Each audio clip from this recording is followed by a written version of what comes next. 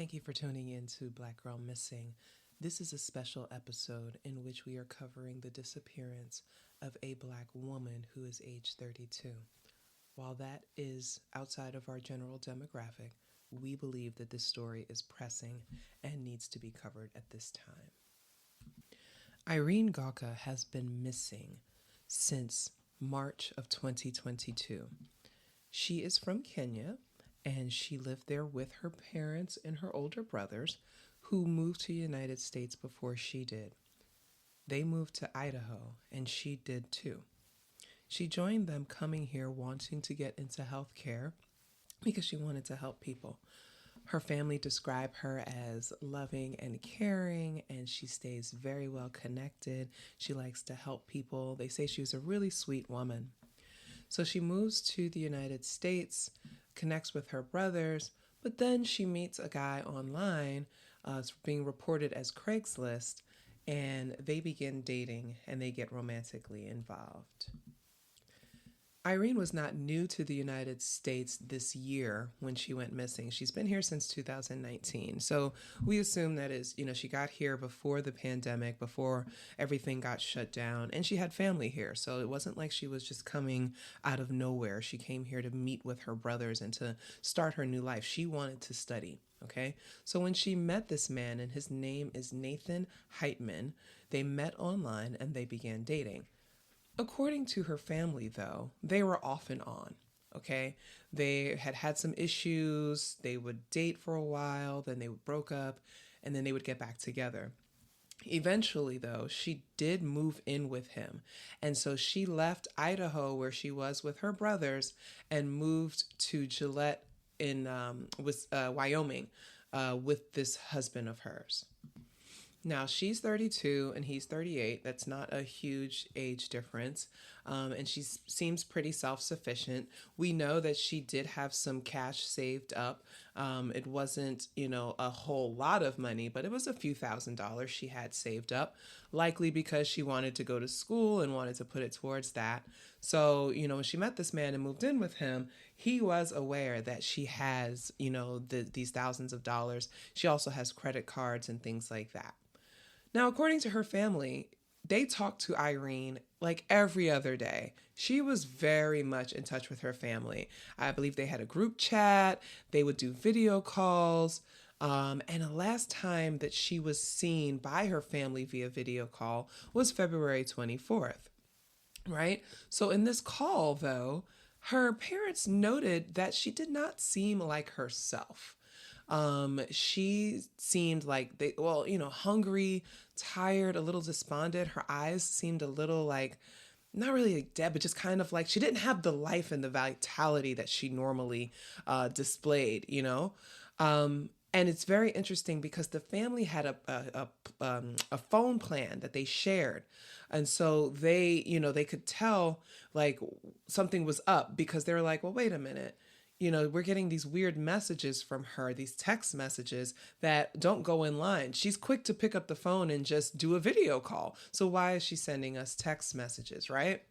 So they were getting concerned about that. So the last video chat was on February 24th, 2022, and the last message they received was March 9th.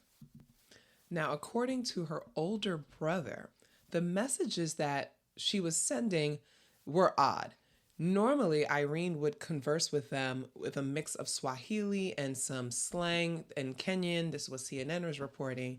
But these messages that they were getting, her brother said it seemed like someone was using Google Translate to send them, right? So they either like super, super official or just not as casual as someone who, knows how to speak in slang in different languages, right? Then they got a message that said, "Dad, I dropped my phone in water and now the microphone doesn't work." Well, that doesn't really make sense. And then they got another one that said, I just want you to know I love you and I love and miss you and Mom." And her father says that they respond. This is all via WhatsApp. She says, he said, "We miss you. We want to see you, not just on chat on WhatsApp. We love you always. You will be my daughter forever." they knew something was up, right? So they're using, WhatsApp. And WhatsApp, I don't know, for people that are not familiar, WhatsApp is really great because it's Wi-Fi based, and people that live in different countries can communicate using Wi-Fi. And Wi-Fi tells you when someone has seen a message. It's got its own built-in read receipts and all those kinds of things. So it's easy to keep track of people and things like that. But something about those messages didn't sit right with them. So the family, they went and looked through the phone records, and they found a number that she had called a lot of times. That's how they found out that she had actually moved in with this guy. So until then, remember, I said that they were on again, off again. She had kind of complained to her family about, the relationship she had with this man. But that's how they found out that she was actually living with him. Okay. So that's when they were kind of concerned, because they were like, well, we thought you all broke up, only to find out that you've been living together. Okay. So that was suspicious. That started to make them a bit suspicious. So they got the last message on March 9th, and then they reported her missing on March 20th. Now, I have some concerns about that. Like, why wait that long? You haven't talked to her since February 24th. March 20th makes it almost a month, and you're just finding out that she's living with somebody else. I'm not sure I would have waited that long, but that's what happened. They waited, and then they reported her missing. Now, on that same day, an officer had talked to the guy. I think his name is Heitman. I'm pronouncing, I shouldn't say Hitman. It's Heitman. They talked to him because there was some other criminal case against him. And so what we learned is that there was already some issues with him stealing her money. Okay? He's been taking her money. He's been running up her credit cards. He even went and changed all her passwords for her bank accounts and her emails and things like that. And I'm just like, wait, pause. Why is he doing all of this? Is nobody suspicious of this? This is very weird behavior. I don't care if you're in a relationship. I don't care if you're together. This is very weird behavior, right? Now, her brothers have been driving all the way from Idaho to Wyoming to try to search for her and work with some search parties, which are just really now starting to kick up. I mean, they've been trying over the last couple of months, but now that this is getting more attention, more people are willing to help out and volunteering. Now, here's where it gets interesting.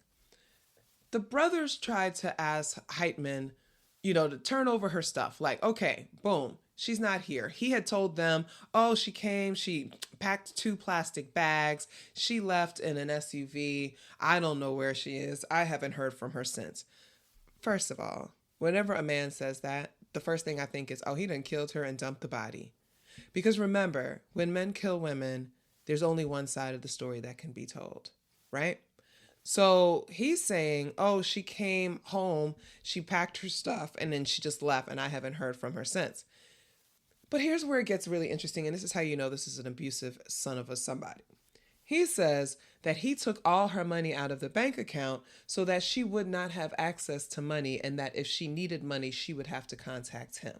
Now, that could be read as him being like, all right, well, this is one way to try to figure out where she is, but it can also be read as a manipulative, controlling boyfriend who is financially abusing her, right? And then when we learn that he ran up her credit cards and things like that, that's what it sounds like to me. So I don't for 1 second believe this story that she just came one night, took her stuff, and just left. This is a woman who talks to her family every other day. Why would they not have, been informed that she is leaving, or that this is something that happened, I gotta go somewhere or whatever, blah, blah, blah.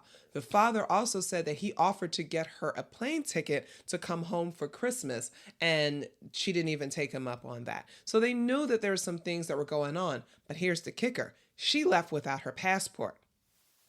Okay, so he has documents of hers. He has her passport at the very least. He probably has some other identification. He probably has information about her bank accounts, which we know that he's changed all the access codes and things like that. Okay, they also said that he is not working with detectives on this investigation. Now, he had been arrested also, I believe, in March of the same time.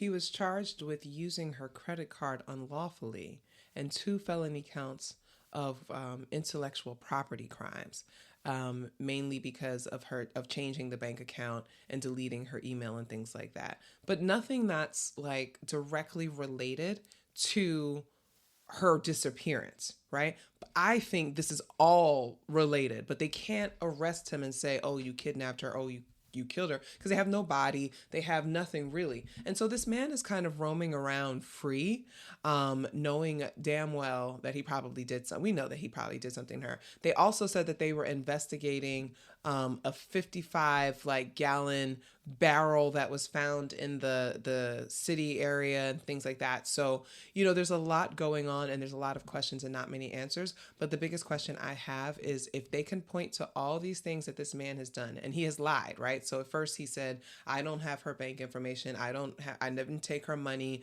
blah, blah, blah." But then he confesses that, yes, I took her money. Yes, I changed all her bank logins and her emails and all her social media and closed everything down and stuff like that. Like, why are we like looking at anybody else right now? And they said that he's a person of interest, but person of interest does not equal suspect. And unless you're, a suspect, they're not gonna arrest him. So right now we are in September. That is 6 months after this woman has disappeared. She's been gone for 6 months. And we're just now starting to hear about this in the mainstream, right? And I think what I was really bothered about was I was watching CNN this morning and they were doing a whole story on a white preschool teacher who went missing and, all the information, all the details, everything. And as we often talk about on this show about the missing white woman or missing white girl syndrome, how they will always prioritize and give urgency to missing white girls and missing white women. But yet here is a Black woman that has been missing, and nobody has really been talking much about it in the mainstream. It's only now starting to get into that space. And there's a couple of factors here. One, he's white. And so the man that she met with is white. And we live in a country where white men are basically allowed to do whatever it is that they want to do with women, especially if the woman is a Black woman. The other thing is that she's an immigrant, right? So she's only been here 3 years, and immigrants get so caught up in our systems, especially when it comes to domestic violence and abuse and intimate partner violence, because so many immigrants are here, sometimes on temporary visas, or they have precarious documentation. They don't want to cause any problems and they don't want to risk, possible pathways to citizenship. So they don't say anything when they're going through this stuff. And with her brothers also being here, I could see how she may easily be like, "I don't want any of us to have any problems. I'm just going to suck it up and kind of deal with whatever I'm dealing with," right? Like, my choice, I'm old enough to know better, et cetera, right? All the signs we have point to this man. I don't understand how we can say, okay, they met online, they were back and forth together, having some issues or what have you. The family, the last time they saw her, she looked withdrawn, she looked hungry, she looked tired, like something was clearly going on. He took all her money, ran up all her credit cards, used it to buy his own groceries, pay his bills, and he's been living off of the money that she had. It was something like $3,200 or whatever, but that's not the point. The fact is that he took her money and has completely spent it, and it doesn't give a damn, right? He's so cavalier about this, and he's not cooperating. So that's the other thing. It's like, if you did not do anything, cooperate with the authorities. This is the woman that you were living with, and this woman that you claim to care about and be in a relationship with. And I think they met in 2020. So they've been together off and on for like 2 years. If you care about her to the point where you're like living together, why would you not cooperate fully with the authorities and make sure you do everything that you can to try to help? And usually that's what happens when the men are the killers. They still pretend that they care and they want to help police. So imagine what could be possible here when he's not even trying to cooperate. And they're basically kind of taking it like, well, he doesn't want to give us anything, so we don't have anything to go on. And I just don't feel that there's a sense of urgency here. I feel that if this was a white woman, they would have arrested this man. They would have put something on him, something to arrest and interrogate him and whatever. I personally believe that he killed her, or maybe has her stashed somewhere. and she's waiting to be found and hoping to be found. I'm hoping that she is still alive, and I'm hoping that, if she is going through something like this, that she is holding on and she is surviving. And I'm hoping that we can kind of elevate this story and do our part to contribute to making sure that Irene's story gets out there. They do have a website. It is whereisirene.com that has been set up by her family. You can go to that website and get all the information that you need. They have contacts on there. You can contact the Gillette Police Department, share your last encounter with her if you happen to know who she is. So again, Irene is Kenyan. She is short. She's brown skin. She wears glasses. She has short Afro textured hair. She's very slim and petite. She's 32. Her height was 5'1". She weighed 89 pounds. Her hair is black and blackish brown. Her eye color is brown. Again, she was last seen February 24th, 2022 on a video call. She had just moved from Boise, Idaho to Gillette, Wyoming. And her family is extremely concerned. If you know anything at all, definitely contact them. They're asking people to spread the word, so that's what we are doing. They even have a really great timeline here, kind of tracking everything that they know about the situation going back to July 2021, which is when they found out that she moved in with this man. So she'd been living with him for a little less than a year. It's really sad. Like we're going through, and it's just, I wish that Black women could get more attention, the same attention that white women get when they go missing. And I actually going to correct something I said earlier. I said that he was arrested in March. He's actually arrested in May. So yeah, so the last time that they were talking to her was in March, but he was arrested in May on 5 felony charges of taking money out of her account, deleting her email, using her credit card, things like that.